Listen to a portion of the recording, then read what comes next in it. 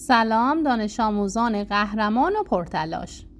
در این ویدیو میخوایم با هم یه راز ریاضی رو کشف کنیم که با یه روش آسون یاد میگیرید که چطور مثل یه نابغه عددها رو تقریب بزنید. تقریب چیه بچه ها؟ تقریب نوعی محاسبه سریع اعداده که در اون جوابها دقیق نیستن، بلکه جوابها حدودی و نزدیک به جواب واقعی هستن.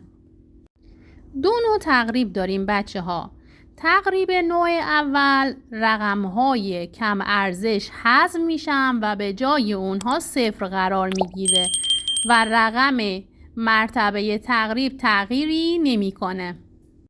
به این مثال ها توجه کنید. عدد 3986 با تقریب نوع اول شده 3000. عدد 67453 شده 67000.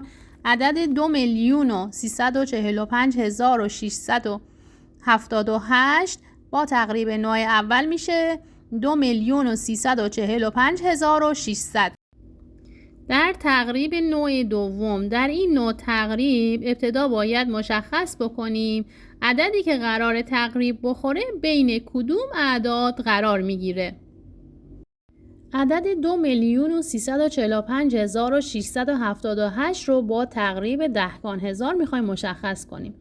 گام اول این که چون مرتبه تقریب ما دهگان هزاره، ابتدا باید تمام رقم هایی که ارزش اونها از 10,000 کمتره رو حذف بکنیم. حالا برای پیدا کردن عدد دوم به مرتبه دهگان هزار عدد به دست اومده یه واحد اضافه میکنیم. عدد 2,345,678 بین دو تا عدد 2,340,000 و 2,350,000 قرار گرفته. گام دوم اینه که باید مشخص کنیم عدد ما از بین این دو عدد به کدوم عدد نزدیکتره. برای این کار باید به مرتبه سمت راست عدد مورد تقریب نگاه کنیم.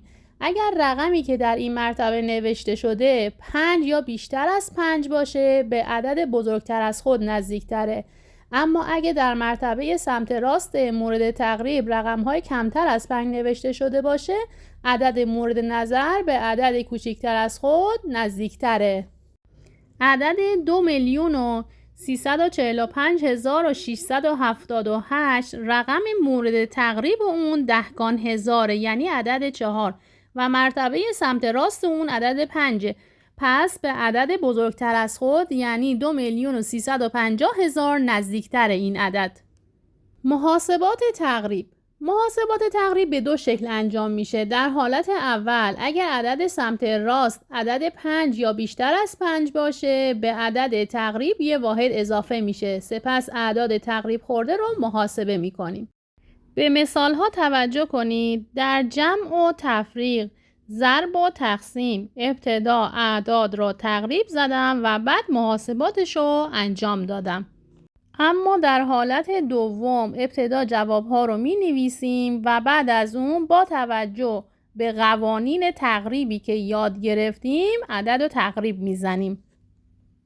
به این دو مثال توجه کنید. 67 منهای 53 مساوی با 14. 14 بین دو عدد 10 و 20 و چون عدد سمت راست عدد 14 کمتر از 5، پس با عدد پایینی تقریب زده میشه که میشه 10 و 21 ضرب در 38 هم به همین شکل جواب میشه 798. 798 بین 700 هست و 800.